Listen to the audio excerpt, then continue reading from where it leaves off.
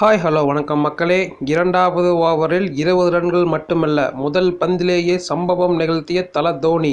ரசிகர்கள் கொண்டாட்டம். டெல்லி கேபிட்டல்ஸ் அணிக்கு எதிராக நேற்று விசாகப்பட்டினம் மைதானத்தில் நடைபெற்ற நடப்பு 17வது ஐபிஎல் கிரிக்கெட் தொடரின் 13வது லீக் ஆட்டத்தில் விளையாடிய சென்னை சூப்பர் கிங்ஸ் அணியானது இந்த தொடரில் தங்களது முதல் தோல்வியை பதிவு செய்தது.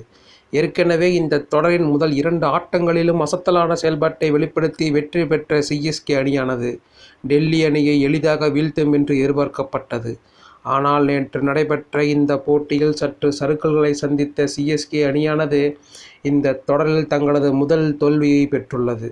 அந்த வகையில் நேற்று நடைபெற்ற இந்த போட்டியில் டாஸில் வெற்றி பெற்ற டெல்லி அணியானது முதலில் பேட்டிங் செய்வதாக அறிவித்து சென்னை அணியின் பந்து வீச்சை சிறப்பாக எதிர்கொண்டு 20 ஓவர்களின் முடிவில் 5 விக்கெட்டுகளை இழந்து 191 ரன்களை குவித்தது. டெல்லி அணி சார்பாக டேவிட் வார்னர் 52 ரன்களையும், ரிஷப் பண்ட் 51 ரன்களையும், பிருத்வி ஷா 43 ரன்களையும் குவித்து அசத்தினர்.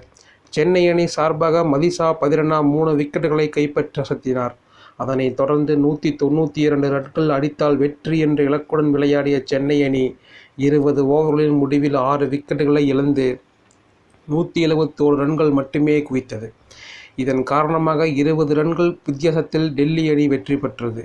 இந்த போட்டியில் சென்னை அணியின் துவக்க வீரர்களான ருத்துராஜ் கெய்க்வாட் மற்றும் ரச்சின் ரவீந்திரா ஆகியோர் அடுத்தடுத்து ஆட்டம் இழந்ததால் சென்னை அணி துவக்கத்திலேயே சரிவை சந்தித்தது. இருப்பினும் ரஹானே மற்றும் டேரல் மிச்சல் ஆகியோர் சற்று சமாளித்தாலும் இலக்கு பெரியதாக இருந்ததால் சென்னை அணி தோல்வியை சந்தித்திருந்தது.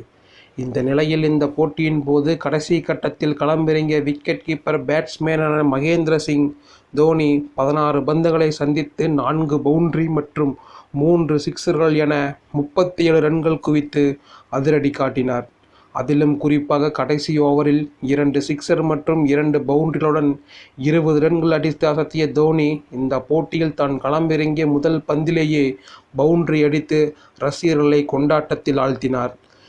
இந்தியாவில் நடைபெற்று வரும் இந்த ஐபிஎல் தொடரானது அவருக்கு கடைசி சீசனாக பார்க்கப்படும் வேளையில் முதல் 2 போட்டியிலும் பேட்டிங் செய்ய களமிறங்காத தோனி இந்த போட்டியில் 8வது வீரராக களமிறங்கி ஒரு சிறிய சிறப்பான இன்னிங்ஸை விளையாடியது ரசிகர்கள் மத்தியில் மகிழ்ச்சியை ஏற்படுத்தியுள்ளது.